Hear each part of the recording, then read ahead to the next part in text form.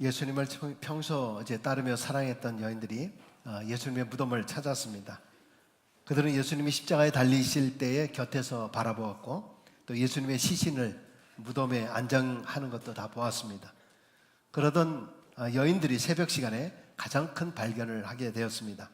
첫 번째 부활절 아침에 그 여인들은 예수님의 무덤을 보려고 갔다가 주님의 부활을 가장 먼저 목격하게 되었습니다. 그리고 천사와 부활하신 주님의 첫 음성을 듣게 되었습니다. 그 첫 음성이 무엇이었습니까? 오늘도 우리가 그 음성을 듣게 되기를 바랍니다.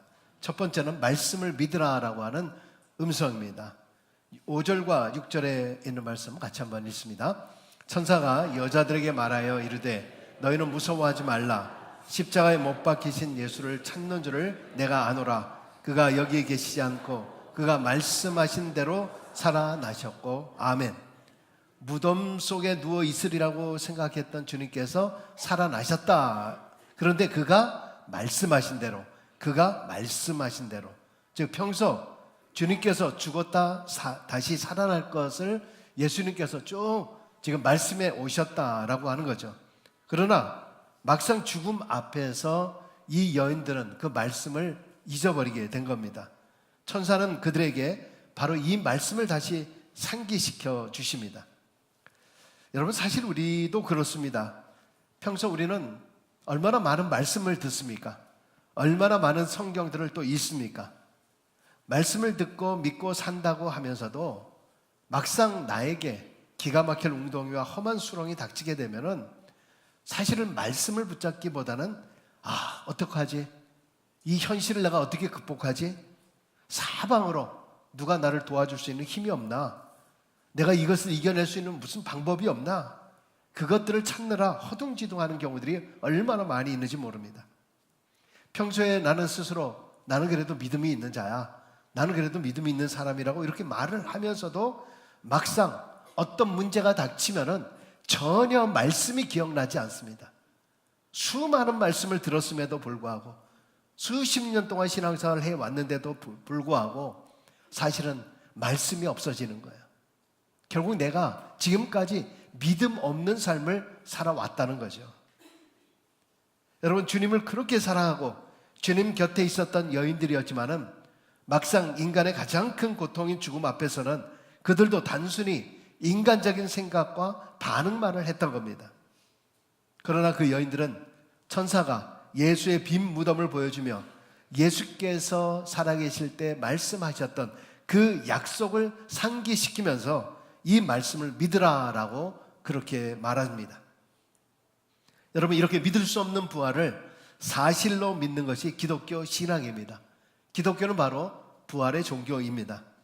만약에 예수 그리스도께서 십자가에 죽으시고 부활하지 않으셨다면 오늘 우리 교회는 생기지 않았을 겁니다. 그리고 교회가 생기지 않았다라고 하면 오늘 우리는 하나님을 알지도 못했을 것입니다. 우리는 주님의 부활 사건을 믿을 뿐 아니라 주님의 부활을 통해서 예수를 믿는 사람이 다시 살 것도 분명히 믿어야 합니다.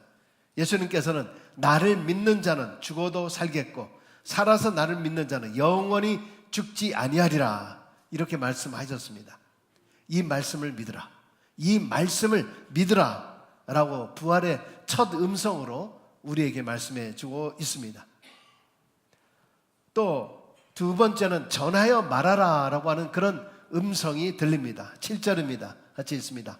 또 빨리 가서 그의 제자들에게 이르되 그가 죽은 자 가운데서 살아나셨고 너희보다 먼저 갈릴리로 가시나니 거기서 너희가 배우리라 하라. 보라, 내가 너희에게 일렀느리라 하거늘.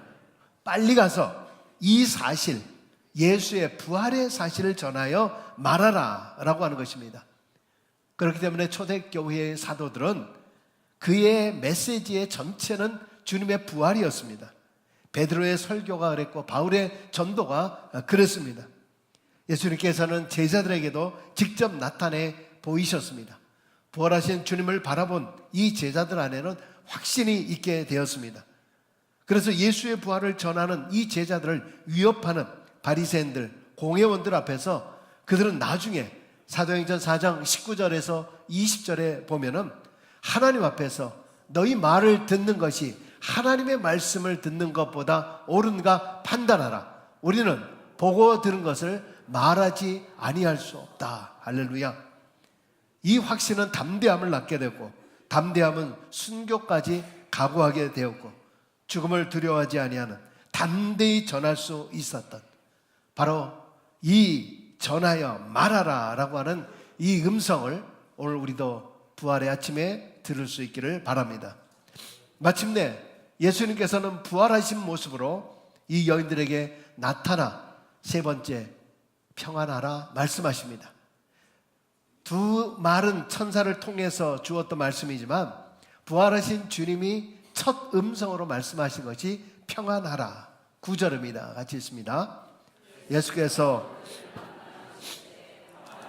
시간을 여자들이 나아가 그 발을 붙잡고 경배하니, 여기 평안하냐라고 하는 말은 카이레테라고 하는 말인데, 이 말은 그리팅, 즉 인사의 말입니다. 이 카이레테라고 하는 본래의 뜻은 카이로라고 하는 기뻐하라라고 하는 그런 뜻입니다. 기뻐하라. 부활의 소식을 처음 들었던 이 여인들 안에는 어쩌면 반신반의가 있었을지 몰라요. 그렇기 때문에 8절에 보면은 무서움과 큰 기쁨이 교차했다. 무서움과 큰 기쁨. 어떤 의미에서 의심도 있었겠지만은 이 놀라운 사실을 기억하면서, 말씀을 기억하면서 큰 기쁨이 있었던 거죠. 부활하신 주님을 만난 사람들은 그 안에 기쁨이 있는 거예요.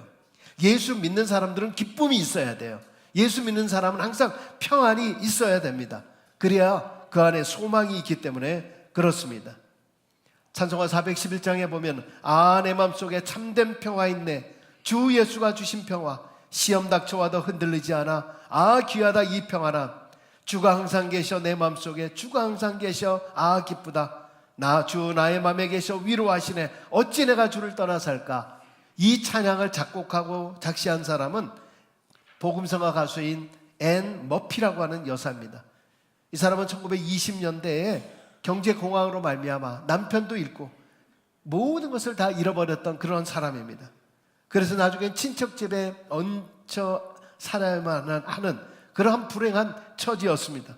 그러나 그런 어려운 환경 가운데서도 불구하고 그런 말씀을 붙잡았습니다. 요한복음 16장 22절에 있는 말씀, 지금은 너희가 근심하나 내가 다시 너희를 보리니 너희 마음이 기쁠 것이요 너희의 기쁨을 빼앗아갈 자가 없으리라. 할렐루야. 너희의 기쁨을 빼앗을 자가 없으리라. 비록 그런 상황이지만은 너희의 기쁨을 빼앗을 자가 없으리라. 이 말씀을 붙잡고 머피 여사는 찬송가의 내용대로 그 모진 시련 가운데서도 항상 밝고 희망찬 얼굴을 가지고 평화와 기쁨 속에서 살았다고 합니다. 여러분, 주님이 주시는 평안과 기쁨은 세상의 그 어디에서도 무엇으로도 얻을 수 없습니다. 그렇습니다. 성도들의 생활은 기쁨의 생활이어야 합니다. 그것이 구원받은 자의 생활의 모습입니다. 부활을 체험한 자는 부활을 믿고 그 소식을 서로 나누고 부활의 기쁨 속에서 살아야 하는 줄로 믿습니다.